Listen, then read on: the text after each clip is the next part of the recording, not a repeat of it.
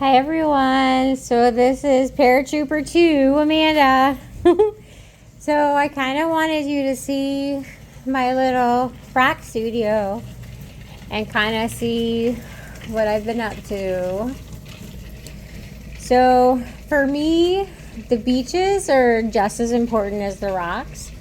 So I have been really drawn to the idea of place-based rocks and doing place-based beads or place-based stones. So for instance, Pier Cove rocks are kind of obvious, obviously the septarians, and then I just licked this.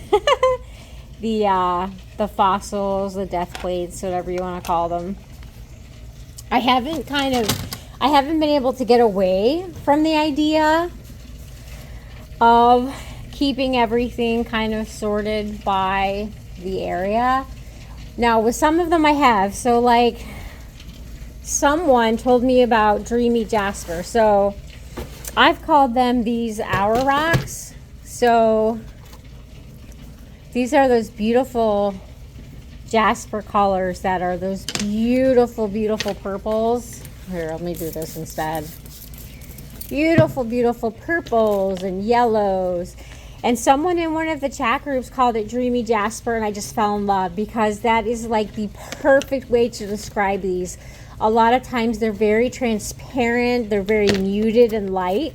And then other times you get like these very deep colors, and I just love them. So I have started to kind of group those together. Rugosa. Horn curl. I still haven't figured out what to do with those. So I have grouped them that way. But for a lot of these beaches, there's just something about them. Especially the beaches at the Keweenaw. Oh my God. I just fell in love with some of these places. So I have, like I said, I've started grouping the Dreamy Jasper together. Obviously the quartz and quartzite. I did start putting the sandstone together. The unakite, because it just polishes up so nicely. The chert as well. And I'm still trying to figure out how I'm going to do some other things. But again, I'm still definitely very drawn to the actual beaches themselves. And then I would like to ultimately create designs based on the beaches and the rocks that I find from the beaches themselves. So over here I have some rocks that I haven't sorted through yet. So like here, there's a bunch from McLean State Park. That was actually one of the first beaches up north that I went to. And now that I have a few more UP beaches under my belt, going back now and actually re-looking at the stuff that I have, I'm just like, I'm so excited. So that's going to be my winter project, is really going through this stuff, probably cutting open a lot more than I thought I was going to. The Secret Beach, Magic Rob's awesome beach. We spent the whole day there, I think like 10 hours. And it was absolute magic.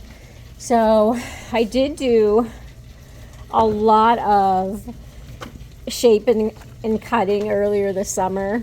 But it is a lot more work than I realized.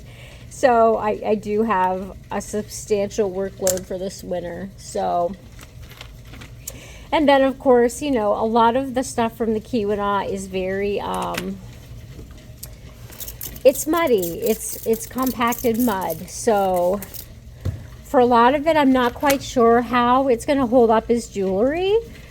But I'm going to give it a go and see how it works, So anyway, all right, y'all. Thank you so much. And I will talk to y'all soon.